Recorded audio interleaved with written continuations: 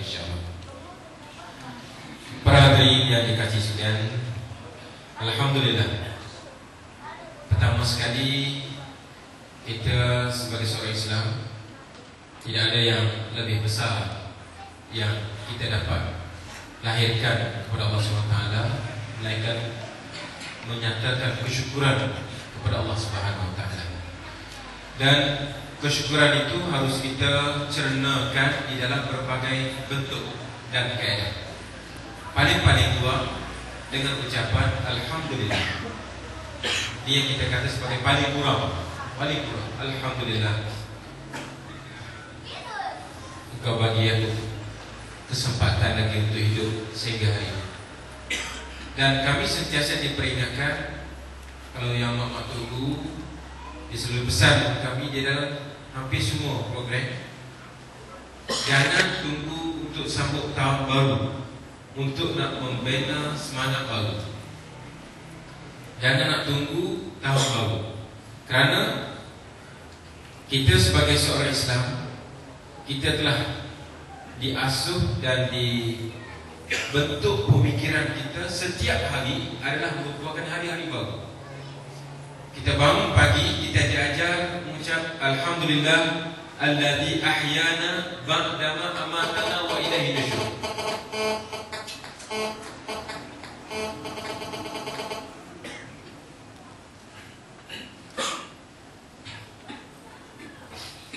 Bangun saja kita telah mengucap alhamdulillah, syukur ya Allah kerana masih beri peluang kepada. Karena kalau kita bertemu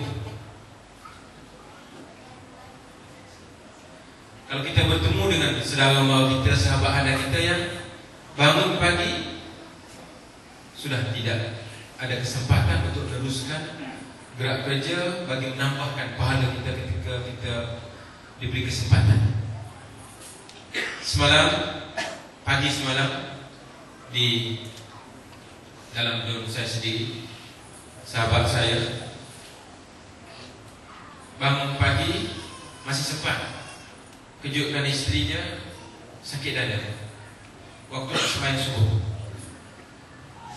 Umur baru 46, saya 49. Sahabat baik, dan biasalah hari Jumaat biasa dia pergi ke kuliah di Medan itu bersama mendengar kuliah yang mak tunggu. Sebut pada isteri dia, gosok dada sakit. Sedang isteri dia gosok, dia meninggal dunia pada masa itu. Baru umur 46 tahun. Waktu saya pergi, bila dimaklumkan ada cikgu meninggal, saya pergilah baca Quran dan selepas berdoa terlintas nak tengok. Saya nak tengok wajah. Waktu tengok itulah baru saya tahu itu adalah kawan saya. Tak perasan. Sebab ingatkan saudara mara yang datang ke rumah dia umur 40 tahun. Saya nak sebutkan adalah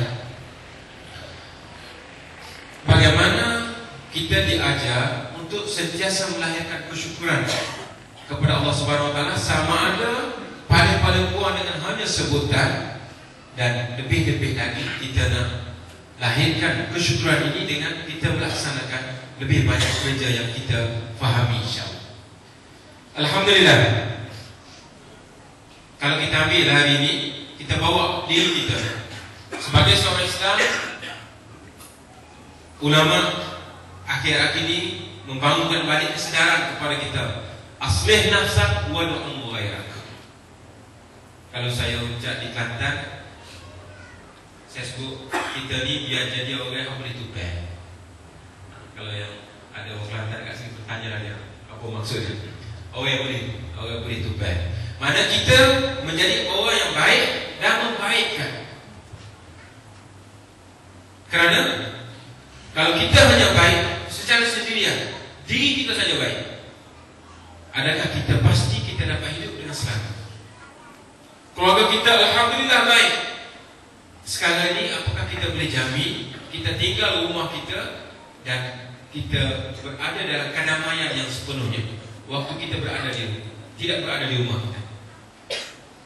Kalau kita boleh yakin kita tinggal rumah kita dengan selamat, alhamdulillah. Tetapi suasana hari ini dalam keadaan kebimbangan, kita keluar rumah, kadang-kadang kita telefon, kalau ada anak, kalau ada istri, kalau ada suami, apa khabar? Kita tak yakin. Kita tinggal rumah kita dalam keadaan yang kita boleh tinggal, dan kita baliknya nanti dalam keadaan yang baik dan lebih selamat. Ini suasana yang ada pada hari ini. Sebab itulah ulama mengatakan aslih nafsak wa du'u ghairak. Kita perhebatkan diri kita di saat yang sama kita mengajar. Sebab itulah malam ini saya nak kongsi sedikit saja pengalaman dengan masa yang terhad ini. Saya tak pasti saya jadi sampai pukul berapa. InsyaAllah jam berapa? 7.33. Mana kita ada lebih kurang setengah jam. Okay, kita berjawab sikit. Takkan aku ada soalan. InsyaAllah semuanya boleh. Kita tak tahu kaedah macam mana nak jadi baik dan bagaimana nak memperbaikinya. Jadi saya nak ambil suasana yang paling mudah sekali. Suasana paling mudah kita bawa hari ini, kita ambil perbincangan kita. Kita kata kita nak hidupkan salat jemaah di masjid. Kita ambil tajuk itu saja untuk hari ini. Kita nak hidupkan salat berjamaah di masjid semua, insya-Allah. Bagaimana? Nah, ini kita cuba bincangkan. Sebab bila kita kata kita nak hidupkan salat jemaah di masjid, pertama sekali apa yang perlu kita buat? Pertama sekali kita kena set minda kita dulu. Takkan ada kita tiba-tiba terus nak hidupkan salat jemaah di masjid. Mungkin kita datang masjid tak ada orang, mungkin kita tak bersemangat untuk nak datang ke masjid. Ini kita setkan minda. Kalau nak solat isyak, kita dah set dah minda nak salat juga di masjid. Bagaimanapun telefon yang datang, bagaimana sibuk pun kita kata kita nak pastikan kita nak salat berjemaah di masjid. Kita ambil selangkah sebelumnya. Kita dah setkan setiap hari paling kurang mungkin zuhur dengan asarnya kita sibuk dengan kerja. InsyaAllah kita kata isyak, maghrib ataupun maghrib, isyak dan subuh kita sama.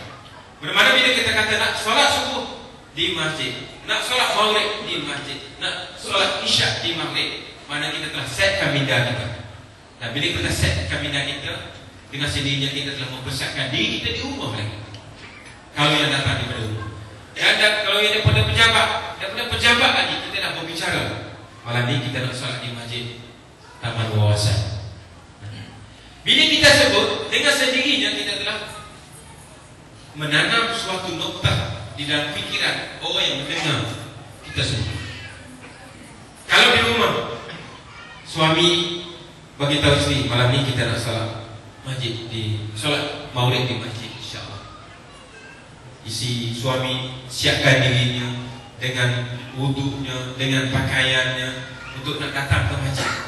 Dan si istrinya mempersiapkan semangat kepada suaminya. Dan kalau boleh, isteri kata kenapa tak ajak dia sekali. Mungkin kat sini saya tak tahu budaya dekat sini. Cuma sekarang ini tahun pelawak Kelantan, Teguh arahkan buat pertandingan Masjid Ceria. Masjid Ceria, di antara kriteria utamanya adalah salat subuh paling ramai. Salat subuh paling ramai. Teguh kata biar orang yang datang ke Kelantan lalu dengan bas tengok berbaris-baris, berduyun-duyun orang yang pakai orang Kelantan panggil ikan tu. Kat Kelantan orang perempuan pakaian putih dia nak ke masjid, dan yang suaminya dengan anak-anaknya pakai kopiah dan sebagainya ke masjid. Ini di atas kriteria untuk mendapat masjid yang paling kira. Kita peruntukkan 1,000 untuk pertandingan Masjid Ceria pada tahun ini. Sebab kita nak hidupkan balik solat berjemaah di masjid. Jadi bila kita dah setkan diri kita dengan pakaian, dengan diri kita, dan insyaAllah kita langkah pertama diri kita, mungkin besoknya kita bawa anak kita, isteri kita, suami kita untuk solat di masjid. Itu satu langkah. Dan di dalam perjalanan kita